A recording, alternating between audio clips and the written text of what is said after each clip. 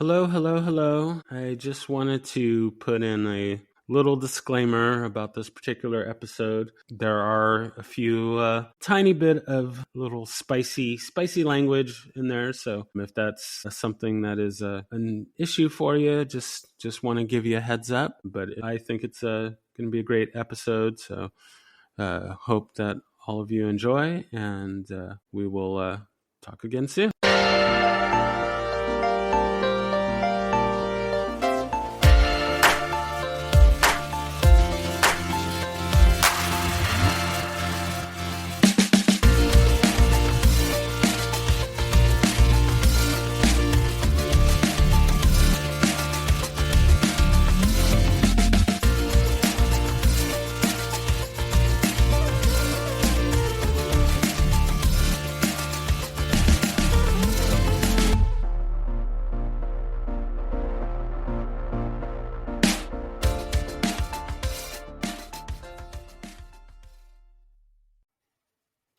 Hello, hello, hello, and welcome to the My Empty Hands podcast. I am Reggie Darden, and today I have a very special guest with me, Rob, with the McDojoLife, the man behind McDojoLife.com. Excellent site for exposing the martial arts frauds and crazy people out there, and also really doing a great job with also putting out those that are, the ne'er-do-wells in the martial arts, these fraudulent school owners and these people that commit crimes and whatnot, and they're teaching our children and our loved ones, and they really shouldn't be. So I'm really happy with the work that you're doing and getting that word out there.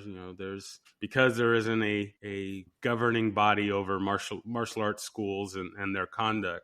It's really important to get that word out there about those that aren't doing the right thing. So yeah, for sure. Really excited about that. I appreciate you having me on. I actually just became the vice president of a company called Academy Safe. And so that was made by a guy named Milton who runs BJJ, or Jiu-Jitsu Dummies podcast. I've been on his show a couple times, and then out of the blue, he calls me and he's like, "Hey man, I have an idea." And it was an accreditation system for martial arts studios. So not really like a governing body, but more like a way for the consumer to start looking at martial arts schools in a different way. So he hits me up and he starts reading off what he's thinking for credentials. Like, if you meet these criteria, we will certify you as Academy Safe. And it was literally all the things I had been discussing for years. So now I'm the vice president of that. So while we might not be a governing body, we definitely are an accreditation system. And we started like a month ago. So coming up now, hopefully we'll be able to start making bigger leaps and bounds impacts on the industry by accrediting schools with some really standard basic criteria that most any other business would require. Mm-hmm. So we're not asking much, and schools will be able to do that for free. Obviously, background checks, if they want to do that through us, they can, or they could just do it on their own. Like, however you get your background check, we could care less as long as you do it. Mm-hmm. And then, of course, we'll still advertise schools, but based on, like, do you have these criteria and ascending order? So, like, oh, man, like, this is an Academy Safe school. They have all the criteria.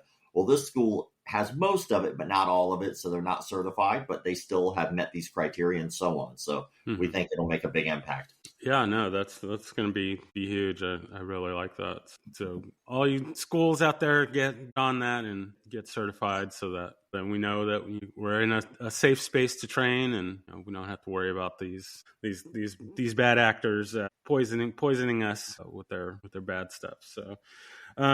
So just to kind of give a little background on my story, I started always being a fan of martial arts, the black belt theater, kung fu theater back in the day. Always been a big fan of martial arts, but didn't actually get to start formally training until about the mid-90s. I got started in a Kempo school. It's actually kind of funny in that I always wanted to get involved in martial arts, but my father would never let me. And his story for that, and this is not verified, but he says that he was a bodyguard for Muhammad Ali. And he said that at the time, martial arts was just really starting to get popular in the United States. And he said some of the guys were around and they were talking about, oh, well, I'm doing this karate thing and I'm going to learn the death touch, and I'm going to learn how to, rip a guy's heart out and strangle him with his own belt and that sort of thing. And so that put a really bad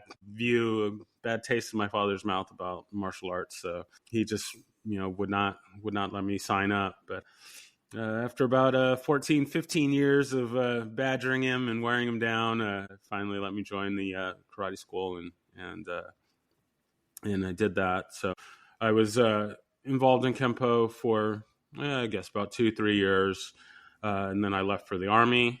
While I was in the Army, I got to do a little bit of Taekwondo, a little bit of Hapkido, a little bit of boxing. Not anything, didn't get to my black belt or anything like that, but just got a little bit of that training. Once I got out of the military, I couldn't find school. I did want to get back into Kempo, but I didn't really kind of find what I was looking for. So I just kind of did my own thing, and then stumbled on a couple. Instantly in love with that, and I've been doing that coming up on 17 years now. Still just, kept my love for Kempo, and about 2-3 years ago, I found a Kempo school here that I'm in the Dallas-Fort Worth area. Found a school that I liked, and been training at that, and enjoying that.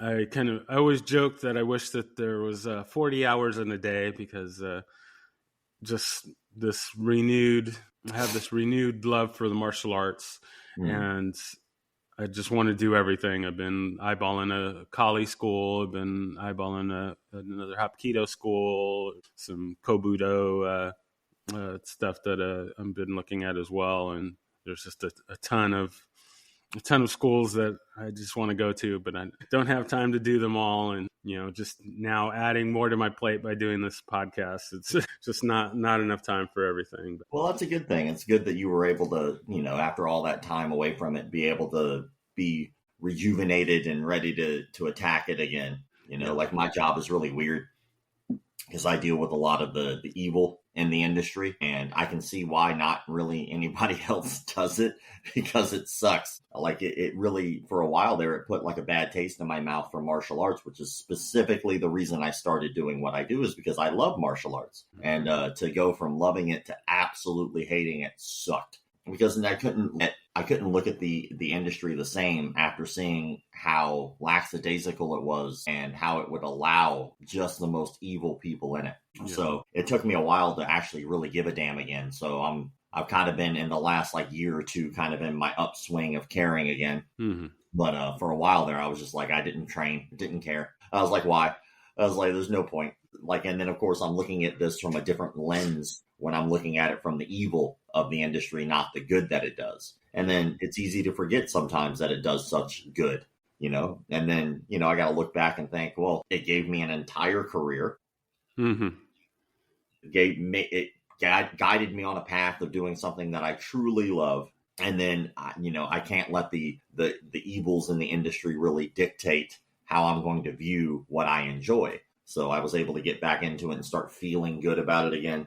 But it sucked for a while, because every time I'd even think about going to train, I would just be slumped over like I was going to work. I was like, this is your job, but that's not your job. That's your hobby. You can go train and enjoy it and not bring this into that. But it was hard to separate the two for a while. Gotcha. So, yeah, I would like to just hear your story of, how you got involved in the martial arts. How was that, your beginning journey, and just kind of tell us how you got started and where you kind of went from there. Yeah, man. I started when I was 12, because I was getting beat up a lot in school. So around the time I was 11 years old, getting close to my 12th birthday, I got beat up in a gym class. And I was getting in constant fights and picked on and teased in school because I was born with a cleft lip and palate. So kids would pick on me for my scars. I was constantly going through surgeries at that time. So I'd come to school with bandages on my face or stitches. So it was an easy target for low hanging fruit. And one day I got hit in the back with something in gym class. I was like, damn, that didn't feel good. And it was what we call a bee stinger, which is a folded up piece of paper that you put in the shape of a V and put into a rubber band, and you snap it at people, and it feels very similar to like a paintball. Like getting hit with a paintball is what it feels like. So I got hit and I turned around and I was like, stop. And then like a group of 5-6 kids stood up and came and sat next to me, because our gym class, we had benches in the changing room, in the locker room. Mm-hmm. So the class was almost over. Everybody had just changed out. We're waiting for the bell. These kids sat next to me and they were like, what are you going to do if we don't stop? I was like, well, I guess we have to fight. Like, that's how this goes. Like, you hit me, I hit you. That's the way this happens. They were like, all right, well, you can fight all of us when the class is over. And they made it very clear that they were going to jump me after class. I was like, damn it. Like, no. I was like, that's not what I wanted at all. And I didn't even start it. I was just trying not to get abused. So as soon as the bell rang, I walked outside to go to my next class. And of course, they followed through on their promise and they just beat the stew out of me. And they did so for about 5 minutes. And the only reason I know it was 5 minutes was because they beat me from the time the bell rang to the time the next bell rang. No. A 5-minute gap, which is a long time to catch a butt whooping. So they were stepping on me. I got hit, stabbed with a pencil. I still have a little lead in my finger from that, or at least the scar of that, which is fun. Nice little reminder. I remember laying there getting kicked in the face and trying to protect myself as best I could. And I looked up through the little mob that was jumping me, and I saw 2 teachers stand there and just watch the whole thing. They did nothing. They just watched me get beaten on. And then the next bell rang, that second bell rang, and they all scattered. So I remember laying there just kind of bleeding, like, well, this sucks. And then I saw like a figure coming towards me because my glasses had gotten broken and I can't see a damn thing without my glasses. So I saw something walking towards me. I was like, all right, here we go again. Like, maybe it's round 2. And it was a friend of mine. It was actually one of my only friends in middle school. And he was just late to the class. So I was like, oh, thanks, Dick. Like, you could have gotten here on time and helped me. But he's always been late to everything as long as I've known him. So he picks me up and he walks me to the nurse's office. And as he's walking me to the nurse's office, we don't really say much, but he goes, here, you need this. And it was a card for a free trial martial arts class. And I was like, oh. So I put it in my pocket. And when I wound up going home, I asked my mom if that was something I could do. I was like, hey, I'd really like to do this. And my mom was worried throughout my childhood that any sport would cause damage to my surgeries that I had from my cleft lip and palate. So she didn't want me to do baseball because she was worried I'd get hit in the face. She didn't want me to do football, etc. And so when I asked her for that, she said maybe. And I think it probably had a lot more to do with what was going on at that time of me just constantly getting into fights and all that good stuff. And I guess my mom had a viewpoint that most people do about honor, integrity, discipline, respect, all that stuff that typically are the catchwords for martial arts. So then the next month was my birthday, my 12th birthday. I wind up going home. And waiting for me on the kitchen table was a present and a cake. And my mom can bake, so the cake was great. But there was one present, so I opened up the box and it was just a piece of paper in there. And I'm a 12-year-old kid. I'm like, what the hell is this? All I'm going to do is a piece of paper. So she goes, read it. So I looked at the paper, and it was a contract for the martial arts studio. She paid in full. And my very first class was on my birthday. My uniform was waiting at the studio. And then I've been doing it ever since. So since that day, it's been 27 years, coming up on 28 in April. Every year on my birthday, I get to celebrate, which is a very easy way to remember when you started. So my birthday now is my celebration of being in the industry for another year. And yeah, I've been able to travel the world doing this. I've been able to teach seminars all over the world. I've been able to teach anti-bully seminars. I've been able to teach stranger danger seminars to kids at local schools here. I've been able to travel and teach like adults kickboxing and nunchucks and jiu-jitsu, and it's been just an awesome experience, because to find a thing that you like to do at such a young age that winds up becoming the thing that you do is so rare when I see other people. Most people have no clue what they want to do with their life. They have no clue, no idea. They're in college, they're doing some major or minor that they just can't stand, but they're paying thousands upon thousands of dollars every semester to go learn the thing they don't want to learn. Like, I got lucky.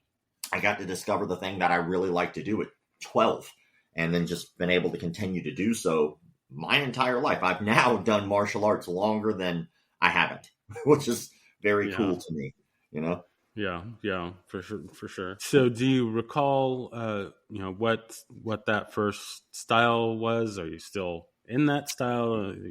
done a few. I remember the first class. Like I remember the very first. I remember everything about my first class, which is weird. I started off in a system called American Freestyle Karate, which is a little bit more like Joe Louis, Bill Wallace, Benny the Jet type martial art. It was a lot more geared towards sparring, a lot more geared towards kickboxing. We didn't do any katas. We just basically worked technique. That was it. And then we applied. It's technique, apply.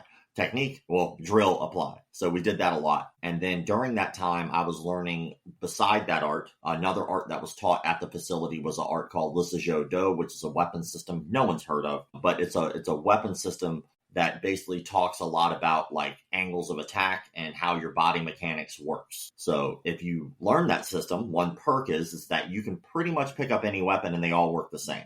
Because no matter what's in your hand, the only thing that really changes from weapon to weapon is intent.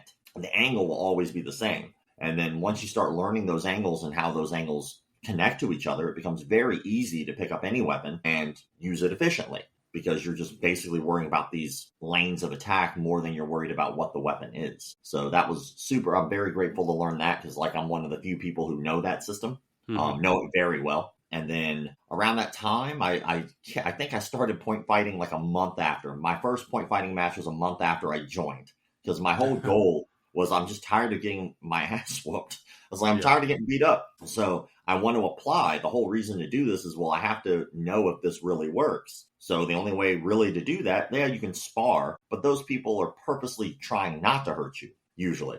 They're trying to guide you and you're trying to work together as a team. A competition's different.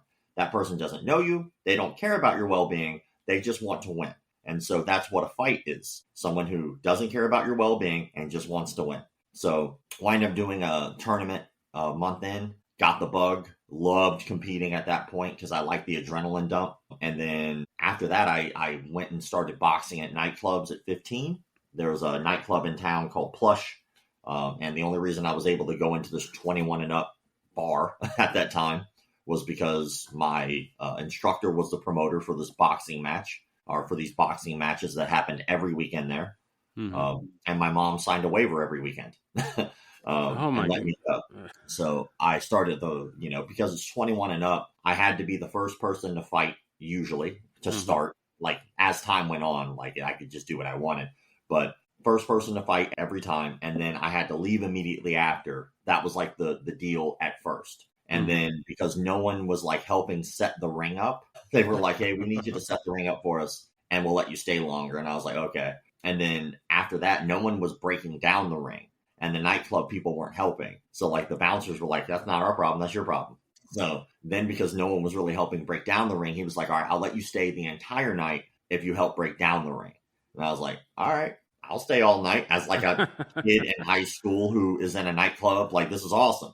So I did that for a while. It was called patron boxing. So they let anybody who wanted to sign up that night get into the ring, which is not really legal anymore. It's not the same like it used to be. And then from there, I did kickboxing. Then from there, I was on an international kickboxing team for 2 years called Team Full Circle. So we traveled, and really internationally, we went all over and did kickboxing and sport karate tournaments. Then I ran a school for 4 years. And then after that, I wound up getting bought out and became a striking coach and a kids program director for a jiu-jitsu academy in town. And then McDojoLife blew up, and then now that's all I do. So now I get to like travel. I do seminars when I want to do seminars, which I love to do because I do like to teach. But I don't want to live in a dojo, which is what was happening before. I want to teach like kind of like, an uncle, like, hey, let's all hang out for a second. Now get out of my house. Yeah.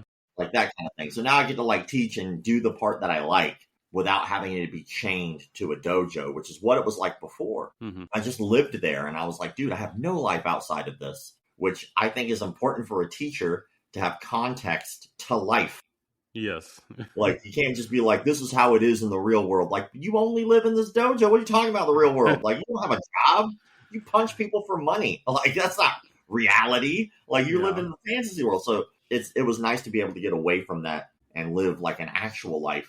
And now I just basically am chained to this room most of the time. Yeah, that's pretty wild. Kind of going back a little bit, I'm really surprised that your mother was signing off on you fighting, considering her concerns about you, doing not only training but just doing any kind of sport. You and me That's both, quite man. a that's quite a 180. I mean, I didn't see that coming either. Like, it was weird. Like, I didn't foresee her letting me do that ever. I remember I remember having the waiver because I talked to my instructor, and I think my instructor didn't expect her to do it either. I think that's why he was so okay with it. I think in his mind, he was like, well, she'll never sign it. So I remember asking him if I could fight at the fight nights, because before that, I was already a part of like a demo team that they had. And the demo team for the karate school was called the Neon Ninjas. And during that, there was another fight night that was taking place before that.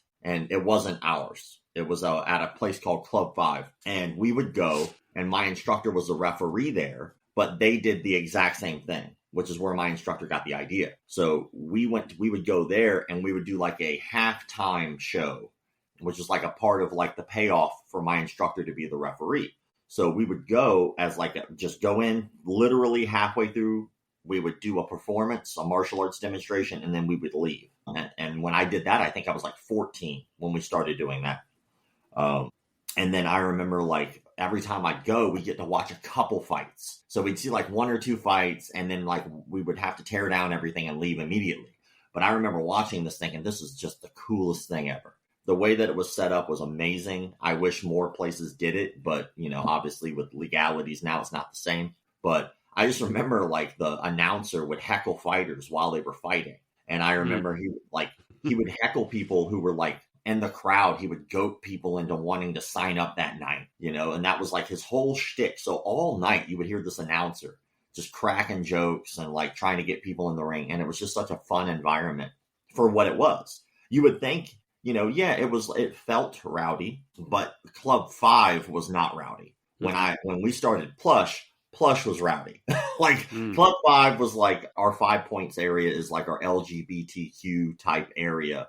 So even back then, that's what it still was. And so it wasn't super rowdy. It was like a pretty chill spot, but people would still get in there and box, but it was for fun. Like they would enjoy it. Plush, it was much different. Like it was rowdy over there. Like police, there would be little riots that would break out or like fights in the crowd and stuff. It was a rowdy place. But I just remember going to Club 5 and seeing people get in there and fight. And I was like, I want to do that. Like I'm already doing competitions. I've been doing this now for 2 years. I was like, I'd like to do something a little more full contact. This would allow me to do so. And it allowed me like a stepping stone, like, because these are just people. They're just random, regular, everyday people. Most of these people don't train. They're just like drunk and want to fight somebody. So I remember asking my instructor, he gave me the waiver. He said, hey, if your mom signs off on it.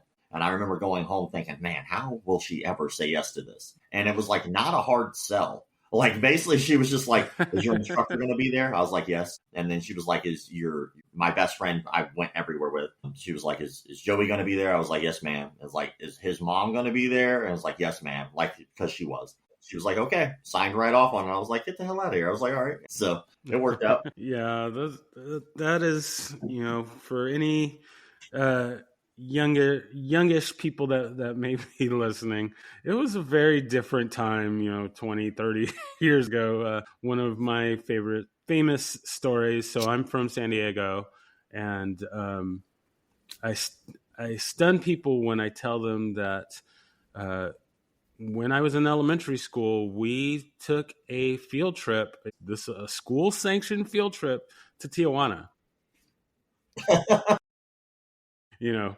Not for any suspicious shows or anything. We were going to the Tijuana Cultural Center, so it was definitely a legit thing. But I can't even fathom a school trying to convince parents that it's okay to take their children to Tijuana. Even when I went, we're on our way back trying to get across the border, and we're on the bus, and there's people coming up trying to sell us stuff on the bus, and it's like, this is just something we do. So nothing to worry about now. So we certainly got away with a lot more back in the day, for good or for bad. Maybe it wasn't the safest this time, but we made it through. So I guess we're doing something right. So when I tell people the stories of my teenage years of being in that bar, or like going to those nightclubs, or most people have a hard time even believing it. But then I show them like photos and videos. I'm like, look, that you could clearly see that I was there. Like, these are real things that happen. But it's so far out of people's minds now of the realm of possibility that it seems crazy. Like, I wrote a book about it last year. Most of my nightclub stuff was from the time I was like 12 when I started martial arts until like I was about probably in my like early 20s, I think. And so that's like what the book covers, is those times, and having a like basically growing up and trying to still get through high school, like showing up to school. Sometimes I was still covered in blood from the night before because it went from Friday night fights to Super Slam Sundays. And so Sunday was like, okay, well, I still have to go to school tomorrow. And the bell, like for us to be in our class, I think was like 7 a.m. So being in a nightclub until 3 a.m, like, because we had to break down the ring. So the nightclub closed at 2. Well, we had to break down the ring. That was at least another hour. And then we had been there all night. So now, like, we needed to get some food because we were starving. And then after that, it's like, all right, well, you got to go to school now. So there'd be days where I would get up to go to, like, I would get up for Sunday, and then I'd go to the nightclub, which we'd be there probably like 6 p.m., 7 p.m. to help set up and get everything ready. And then I'd be there until 3 a.m, and then eat breakfast, and then go immediately to school, and then have to go to school all day.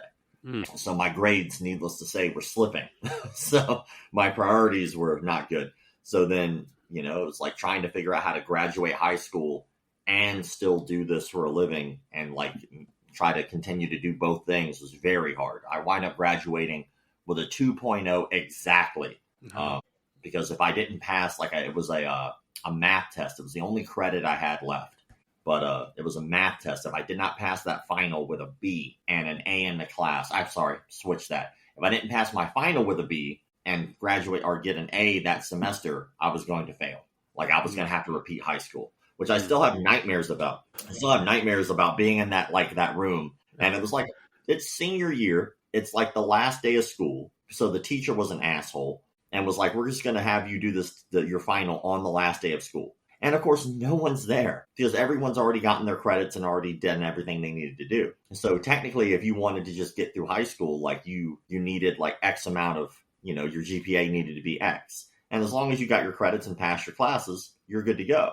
So most of the kids that last semester were doing nothing. Like, they were just like, they sit there. They didn't care if they failed. Like, why? I don't need to pass this semester. I'm graduating. We're done. So I didn't have that luxury. I had to be there that last day. And there was only like 3 kids in this room. And we're all have to pass this test. We're all sweating like, don't talk to me, man. Let me get this done. Oh my gosh. So my mind works in movie references because I watch way too many movies. And you said that, and I instantly thought of the movie Top Secret. Okay. And there's a scene in there where Val Kilmer's character he's at school, and he's like freaking out because he runs into somebody else, and it's like, oh, like you missed, like, how'd you do on the test? And he's like, there was a test? Like, I missed the test? And he's like freaking out, and it's like, oh, like I didn't study. And he's freaking out, and then he wakes up, he realizes he's in a dream, and his reality is he's in a German prison being whipped, and he's like, oh, thank God. Yeah, that's great. Yeah, like it's weird. Like, sometimes you get like these weird dreams. I get like strange reoccurring dreams from time to time. They're always like the same, like 3 that like to cycle if I get these reoccurring dreams. And they always like freak me out because they're terrifyingly graphic. And then I wake up and I'm like, oh yeah, I forgot I've had that dream like 50 fucking times. And here I am still having to have this dream. Yeah, I'm kind of similar. I have this one that's kind of, it's like it's reoccurring. It's what is the word that I'm looking for? It's like continual. I keep having this dream about being back in basic training, but it continues in that, like, every time I have this dream, it's like another time that I'm going back to basic training. So like I've gone to basic training like 17 times. And it's weird. It's just so weird that every time it's like, oh, like I'm starting over basic training again. Like, what? Man, like I've done this a number of times already. But that's I don't know where that comes from. My basic training experience was not that bad. I've definitely known some that have had much harder time than me. But I don't know. The brain works in a strange way. The other thing that I've kind of freaked people out with on dreams is that I've died in my dreams, which supposedly you're not supposed to be able to do, but I've done that many times. And then I also dream movies that don't exist. So the kind of weird thing about it is that it's not just, whatever random occurrences, but like a full movie with a score and credits, and I don't know where that comes from. I've always thought that very, very strange. Yeah, I mean, that's cool. You need to wake up and write that down, man. I wish I could, but I'm just too lazy for that. So, how did the McDojoLife, site, or how did all of that kind of get started? It was just a conversation that I had. I had a class that I was substituting for. Like I said before, after I was done with my own school, I got bought out by a jiu-jitsu academy. So I wound up working for them, and I was a program director. I helped teach kids classes, and I was their striking coach. Like I literally built their striking program that's still there from like the ground up. And now to look back, it's pretty cool because the guy who now runs their striking program was somebody who was a student of mine, and I taught him his very first class. So it's really cool to pass that kind of stuff on. Mm-hmm. And he's done fantastic. He's now a professional MMA fighter. Like he's doing really well for himself. He signed with the PFL. Super proud of him. So hopefully he continues to have a good career. And we talk still, and, I go train from time to time. And it's always cool to be able to go back and see how well he's doing there. But at the time, I was substituting because I was a program director. So I'm just inputting contracts into the system or making phone calls, all that. And I wind up getting a call from my boss, who never gets sick. And he was like, hey, man, I'm not feeling very well. Will you teach this class? Not a problem. I teach that noon class. And noon classes are funny because it's either people who don't have to work or people who have to go immediately back to work as fast as humanly possible. So most of the people who had taken that class that day didn't have to work. So class was over. We're chit-chatting to each other about random martial arts topics, and the subject of McDojos came up, which McDojo is a term that's been around forever, like well before I ever joined martial arts. Even knew martial arts existed. So we got on that topic. But there was a guy there, and it was his first official class. He had done a free trial. He signed up. This is his first real official class as a student, a paying student. So then he winds up kind of listening in on the conversation. Everybody left, but he kind of stayed back, and he pulled me to the side. He goes, hey, man, I'm a little embarrassed. You guys were talking about a McDojo. He goes, I don't know exactly what that is. Could you maybe explain it to me? And so I gave him at the time what my best version of that is. And then he goes, why doesn't anybody do anything about that? And I was like, that's a good question. It's just a good question. I had never thought about it, and then kept echoing in my head. I just didn't know the answer. So, of course, when you don't know the answer, you usually want to find out. So I started looking online. I wound up coming across like a website called Bullshido Forums. And Bullshido Forums was a website where it was an open forum where people would just like talk crap about different martial artists, stuff like that. And I was like, this is on to something, but I noticed like there's no real resolution here. The only goal here is just to talk crap. It's like no one seems to want to be coming up with some kind of solution. No one's truly defined what this is. Because like I even looked at like back then there was even videos of like, 1,000 ways to know your dojo's McDojo. I was like, that's a lot. Like I think we can pigeonhole that a little bit better than what it is. So I started trying to look into what a McDojo is, because the only way to solve a problem is you first have to define the problem, and it has to be a clear definition. So I noticed that most people were complaining about things that were irrelevant. They were complaining about like really semantical things, or they were complaining about subjective things. So they would say, all right, well, a McDojo is a school that charges too much. I saw that a lot. Oh, they charge too much. They charge you for all these things. And I was like, well, that seems very subjective to the individual. Like what's expensive for one person isn't expensive for another. And most of the time, if you can't afford something, you usually wish you could. Like, if I can't afford a Lamborghini, doesn't mean it's too expensive. It means I wish I had enough money to afford a Lamborghini. Like that's typically how it works. So I was looking at that and I was like, well, that can't be the issue. Because I think that martial artists should get paid for what they do. You should make a living doing your job. No other job ever is like, well, getting paid is ridiculous. Like, we don't like getting paid here. But for some reason, martial artists think that that's some virtue. It's not. Like, that is the stupidest shit I've ever. Like, no, it's not. Like, if you want to help more people, make a little bit more money. It's that simple. You can reach more people. You can afford to pay your bills. You don't have to stress as much. You can afford to have more students for free. Like, doing it for free is fine if you want to do that, but you can't sit there and say that you can do it for more people if you do it for free, because you can't. Like, yeah, I have 5 people in my garage. I teach them all for free.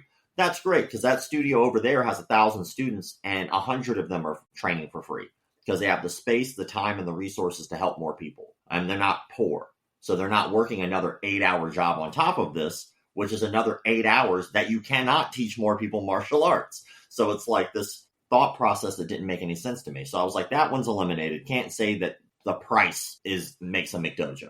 And then the next one that I heard was, they got their belt too fast. They got their belt in like 2 years. So I was like, all right, well, let's look at that from an outside point of view over all martial arts. The same people who were saying that people in Taekwondo were getting their belts too fast were praising BJ Penn for getting his black belt in jiu-jitsu for 3 years. Well, what is it then? So you're saying that these people can't be black belts in under like 15 years, 10 years, whatever the case may be. But you're saying this guy can be? Like, well, he competed. No. The difference is he does the art you like, and they do an art you don't or you don't understand. Because look at how many Taekwondo black belts were UFC belt holders. For anyone just curious, just go look it up. It's astronomical how many. Right? So we can't say that, well, if they got their belt too fast, because again, that's subjective. Maybe they earned it that fast. Maybe they really are that good in terms of learning that art. So we can't sit there and say that it's too fast because that's on an individual basis. So we move forward. Well, the last one that I noticed people were complaining about was skill. Well, they're not very good, or they suck. It's like, compared to who? Compared to the quadriplegic over there, I think they're doing pretty good. Compared to the guy paralyzed from the neck down, they're doing pretty good. Compared to maybe locally, they win all their tournaments. But maybe state, they don't.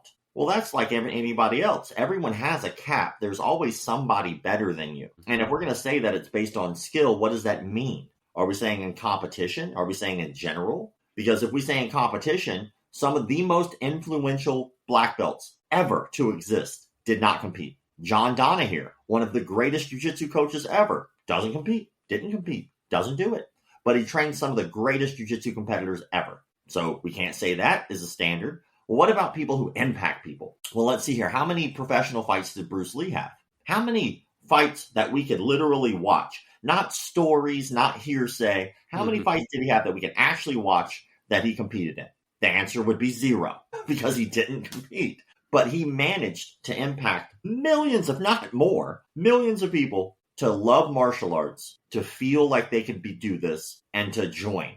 That's impactful. Like, that's important. That holds value. Or how about even things that don't even exist? Ninja Turtles aren't real. The Power Rangers aren't real. But they impacted millions of people, again, to join martial arts. The Karate Kid is just a story. Ralph Macchio sucks ass at fighting. But at the end of the day, he impacted millions of people that want to join martial arts. So at the end, like when we start looking at like what skill is, I would think that it's a skill to give somebody a want and a need and a passion for something.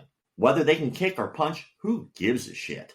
Who cares? No one does. The only people who do are the people who most likely only view martial arts from a combat perspective, because they cannot see outside that bubble that is more than that. Even though those are the same people who will talk mad crap about people who do kata. They'll just talk nonsense about them. Oh, that's ridiculous. Try that in a street fight. Of course, they're not going to do that in a street fight, stupid. That's not what that's for. That's like if I do a push-up, try that in a street fight. That's not what a push-up is for, genius. But anyway, they'll be the same people talking about them, but they'll still line up to watch the Ninja Turtles movie, the live action one. Or they'll line up to watch Ip Man, or they'll line up to watch John Wick, and forget that all of those people in those movies, those stunt performers, started their careers doing sport karate, doing katas, wound up doing katas all the way until they can move their way into stunt work, did stunt work, and now they're probably stunt people for some of your favorite movies. Mm-hmm. Like that, it's nonsensical. Like, because the 8711 guys, they're stunt performers. Like, a lot of those guys were sport karate guys. They performed in NASCA, WACO, NBL, stuff like that. They are sport karate guys. So they wind up doing like tricking, acrobatic kicking and stuff like that looks good on the screen. Maybe they can't beat up a pro MMA fighter. Maybe they can, but at the end of the day, that's not what their goal was. But yet you'll still line up and you'll still pay their salaries while you talk crap about them, which doesn't make any logical sense. If you really didn't like them, stop paying their salaries, stop watching their movies, stop going to any action movie ever. Because those stunt performers are made up of a lot of sport karate guys who do acrobatic kicking, who don't fight for a living. So it was all nonsensical to try to define what a McDojo is, because so many people have this weird view. So it all boiled down to, what is the real issue in the industry? Well, I would say that me being able to do stories for the last 11 years, 2 or 3 times a week at least, of sex offenders in the industry was a problem. That's a real problem. Rapists and pedophiles in our industry are rampant because there are no regulating bodies. So you can open up a martial arts school and still teach. Like, you can still teach kids even if you are a registered sex offender. That is a fact.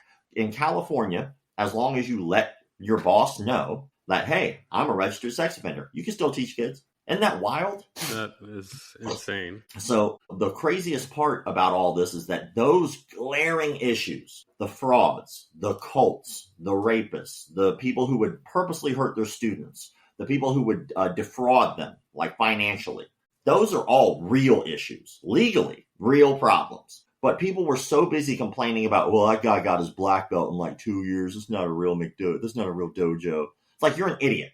You're an absolute moron if you think how long it takes you to get your black belt is more important than the rapist. Like, and that was what I was seeing. I was seeing no one really talking about this from a point of view that wasn't biased towards an art. Like, just because you can kick, punch, throw, choke, beat people up, no one gives a shit.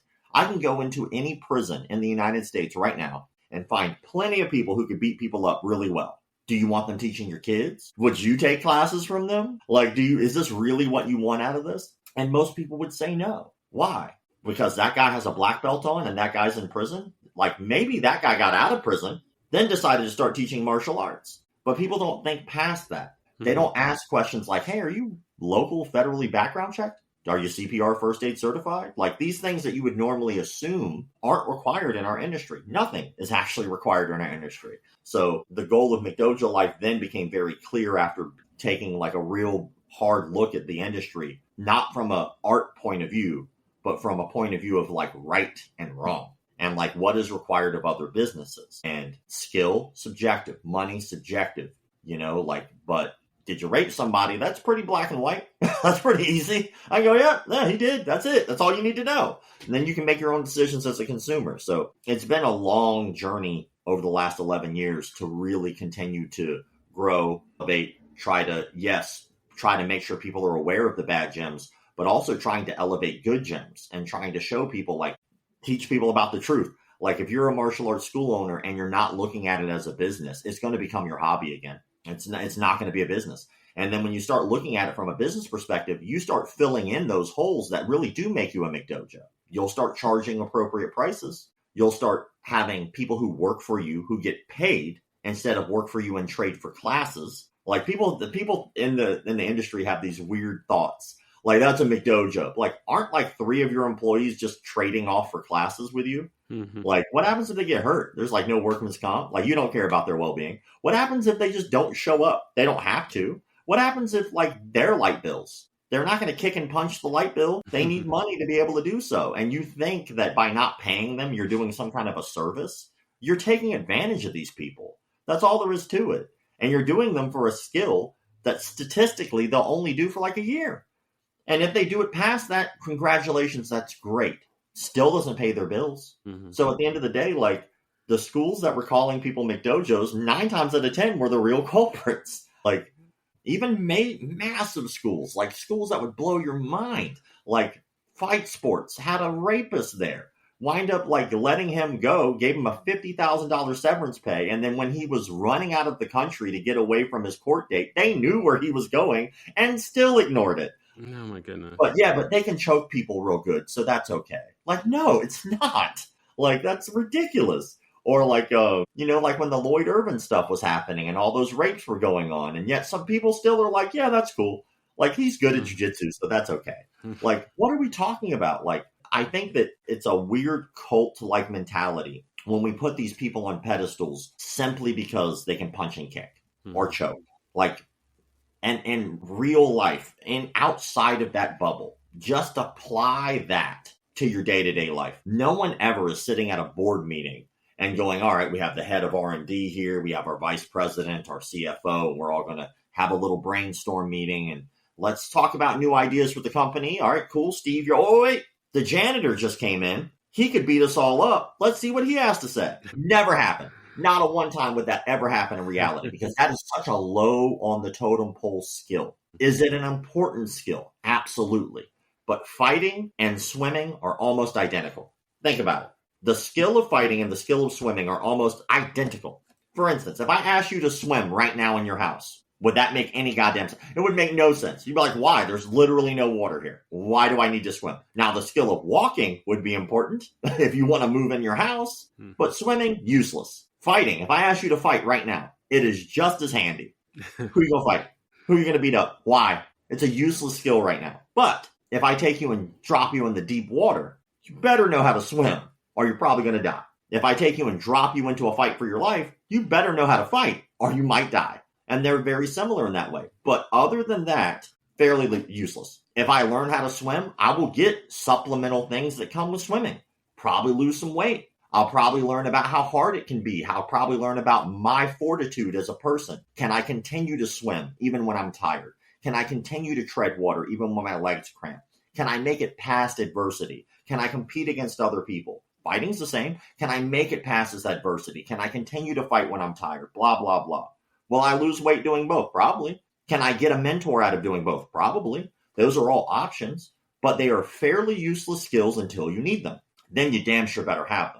But people make it so that way it's the most important skill. Like, and then I asked them, how many street fights have you been in as an adult? And they're like, well, none. Like, it wasn't that important. Like, you haven't even used the skill. Like, you have to force yourself into using the skill. Mm-hmm.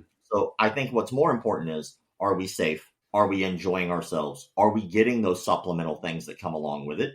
Are we able to continue to do it with a passion? Is it helping other people? Like, I think these are more important questions than, okay, you knocked someone out yesterday. Who cares? The police care, but other than that, no one else probably cares. Exactly.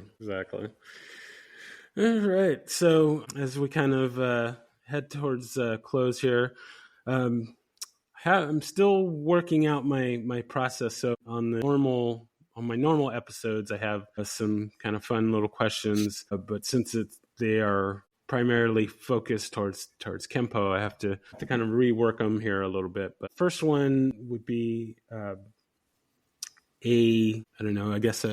technique or a strike or whatever would be, what would be your favorite technique Well, that's easy. I love an axe kick. Axe kick is probably one of my favorites. I've always been kind of lanky and tall, so it's been very handy having longer legs. I've always preferred kicking, which is funny because, like, apparently I'm a better boxer. I was a 6-0 amateur boxer, but a 4-2 amateur kickboxer, so clearly I'm better at boxing. But I've always loved an axe kick. It's especially with like people who might not necessarily come from more traditional backgrounds. Mm-hmm. Axe kick isn't usually in their wheelhouse to like to do, so it usually throws them off. They're used to leg kicks or they're used to body kicks. They're maybe a round kick to the head, but they're not used to like these fancier like hook kicks or axe kicks or hinge kicks. Mm-hmm. These are all like things that might be a little more advanced. But I love doing setting it up with like a side kick. You pump the side kick out, you pump the front kick out because the front kick and the axe kick look very similar. You pump that out, and then once you can get the hand to drop and start defending it, it just as soon as you pick up your leg like you're going to do it, their hand just drops immediately, and you just throw it up, and it's just the whole foot just smacks right on the face. Mm-hmm. Depending on how clean the dojo is, it can be kind of gross, but at the end of the day, one of my favorites. Love an axe kick. I think it's like a fantastic kick that's underutilized. Yeah, no, I agree. You mentioned you didn't train kata, so I'm going to assume that you don't have a favorite kata or anything. Nah, the only time I ever did kata was when I was on Team Full Circle. When I was on Team Full Circle, the owner, his name's Tom Kelly, and he owns Tom Kelly Construction, and that construction company actually made all the Fuddruckers. So the restaurant Fuddruckers, like he built them all. But his daughter was a student of mine, and she wanted to be on a national team. She wound up like going to compete to go to the trials to see if she can get picked up by a team. She didn't get picked up. She did well, but she didn't get picked up. So he was like, I'll make you one. And he was like, if you really want to do this, I was like, we'll do this, but we're doing it my way. And so he built the team. He put it together. I wasn't on the team, I think, for like the first 2 years of its conception. And then I earned my way onto the team. And then I had the opportunity to travel and do quite a bit on that team. But, while I was on that team, the rule was you had to do kata. Like, you had to. Like, he was like, I want triple champions. It's like, my only way I can get triple crown champions is if you all compete in 3 divisions every time you go to a tournament. Well, there's only so many fighting divisions for your weight class. So if I was lucky, I'd be able to do 3 fighting divisions. If I was lucky. Like, usually you can do like a team fighting, like for NASCAR, Waco, stuff like that. You can usually do like your weight class. But that was, and then if I was really lucky, there'd be a continuous kickboxing division, which I excelled at. I did very well in those. But sometimes there wasn't that continuous kickboxing division, or there wasn't that team fighting division. So I had to do kata.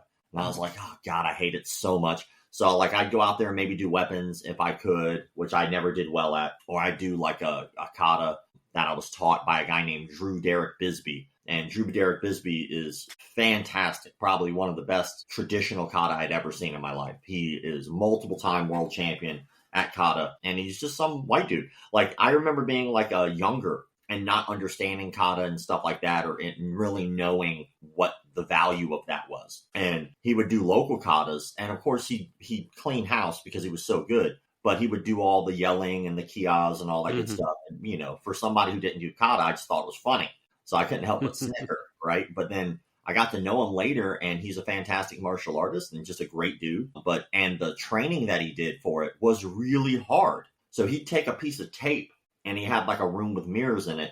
And like you'd have this tape, and you had to keep your head under that tape the entire kata. Oh, wow.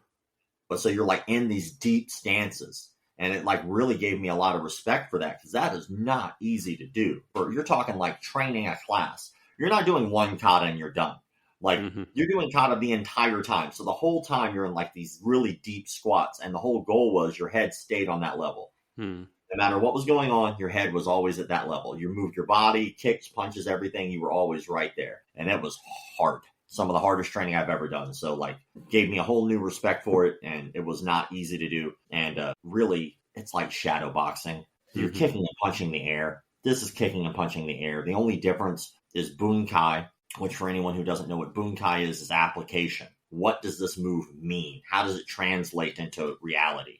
And that's where it gets a little hazy. That's where I think people fall off. Just because you've got people who are talking about certain techniques, like they know this technique is for this. I'm like, no, it's not. It's body mechanics. It could be a billion things. Like, it's not just this one thing. But that's where I think people fall off. They're like, this is a block. Like, that block would never work. Like, of course, that's that person's interpretation. They might be wrong, but like that's their interpretation. That's the whole point of bunkai, is their interpretation of technique. Sure. Okay, and then my last question there. If there is anyone that you could train with, living or dead, fictional or non-fictional, who would that be? It's 1 or 2 people. Like, they're both alive right now. Very talented martial artists. I got to meet one of them not that long ago for the first time. I'd love to train with Michael Jai White. I'd absolutely love to train with Michael Jai White. He's been around the industry for a long time, lifelong martial artist. I think, he's got a very relaxed personality when it comes to all of it, even though he also takes it seriously. If you ever watch Black Dynamite, you'll see what I'm talking about. Like, he is a talented martial artist, but at the same time, he doesn't mind kind of poking fun at it. I think that's great. That's right up my alley. I got to meet him. He was a super nice guy. Took the time to chat with me. He didn't need to. So that was cool. Arnold Chan, who was another one I'd love to train with, who's also alive. Stunt guy. He's been in a ton of stuff. If anybody ever saw Wild Hogs, he was like one of the guys at the end that fought in Wild Hogs. He's been in a ton of stunt work. But I'd love to train with that guy. Like, he trains all the damn time. And he is very talented. So I'd love to train with him. And then I only had one more. I've never met him, but I love his work ethic. There was a guy named Anis Sharufa. And most people might not even know that name. But if you ever watched the Tron movie that they did, not the original one, but the one that they remade later on down the road, which I guess is a sequel to the original Tron. He is the guy doing a lot of the stunt acrobatic kicking in that movie. And he is probably one of the most talented acrobatic kickers I've ever seen in my life. He flies through the air. And I would love to learn how to do that. So I have a feeling if anybody could teach me how to do it, he'd probably be able to. But those would probably be my top 3 right now. Okay, right on. So, yeah, I really thank you for taking the time to have a chat with me. Big fan of the site and everything that you're doing, and I certainly wanted to get your story. I do have your book, and thank you. I swear I will finish reading it one of these. I appreciate it. And if you like it, give it a little Amazon review. But for anybody out there who might not know, the book is called Senseis, Bars, and Scars, which is exactly what the book is about, is those 3 things. So feel free to pick it up on Amazon. Really, you can get it anywhere now. I think you can get it on Walmart.com. You can get it pretty much anywhere. Excellent. Well, thank you again for your time. If there anything else that you wanted to throw out there before we close out? No, we talked about Academy Safe. So if anybody wants to follow that, and it's an upstart organization, it's a non-for-profit. Our entire goal is to try to keep the martial arts industry as safe as possible. So you can check that out at academysafe.org. So definitely check that out. It's a project I've been working on nonstop now since I started as the VP there. So hopefully that'll help the industry stay a little cleaner and hold each other to higher standards. All right. Thank you. Thank you very much. Yes, sir.